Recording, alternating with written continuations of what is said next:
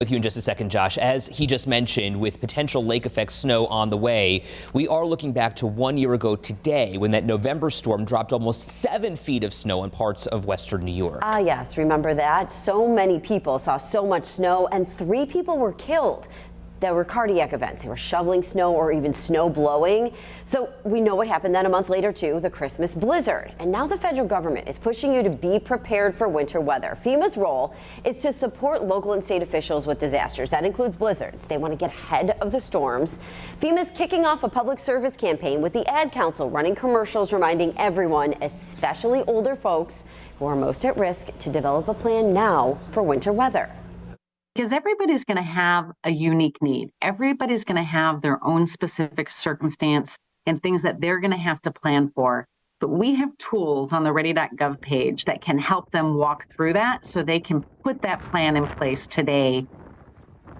So Josh is now showing us how last November's storm, Josh, compares to what we're seeing right now. We know we've got these warmer temperatures, but you already talked about possible lake effect for next week. Yeah, it's the difference as it is the difference between night and day. Last year, 81.2 inches of snow in Hamburg, and here we are for the day today, just talking about some plain rain, and we're currently flirting with 60 degrees. So what a difference a year can make. But that does not mean that we're out of the woods at all, not by any stretch of the imagination. In fact, all indications right now suggest that we are going to get into a potential for a significant lake effect event going into the holiday. Here's what we know, and for that matter, here's what we don't know.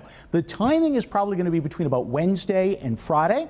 Here's what we don't know: band placement and intensity. It is too far out to call, and anyone who says right now that they know specific snowfall amounts is just outright lying to you. So do not listen to those social media types who have that ability to just pump out snowfall totals. It is just too far out to call, but there is the potential for it to be significant because the pattern is such that we would see a storm system parking itself off to our north, and that would give us a strengthening westerly flow of air off of Lake Erie that would potentially set up some bands. Again, where do they set up? Do they set up over the south towns? Do they set up over the north towns? We do not know, but as the details come into focus, we will let you know. I got to be honest with you, Josh. I was one of those people who saw that and was like, oh my gosh, what's going on here? But we're so lucky to have experts like you and Aaron, Autumn, all with us tracking exactly what's going to happen. And we'll be with you every step of the way to make sure that you're in the know. I was also the friend who was getting on the receiving end of those nervous texts. And I was like, let's ask Josh tomorrow. And so we did. Here we are. Very worked up.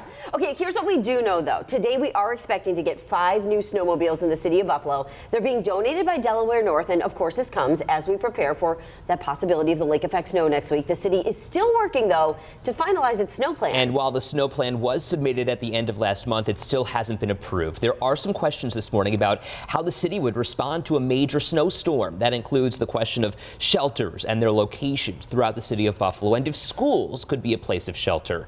Another question is about the generators at these 9 storm shelters. We saw one installed, but are they all installed? And when can we expect to see other new snow equipment ordered by the city? The mayor is holding a press conference this morning, and we will be there to ask these questions.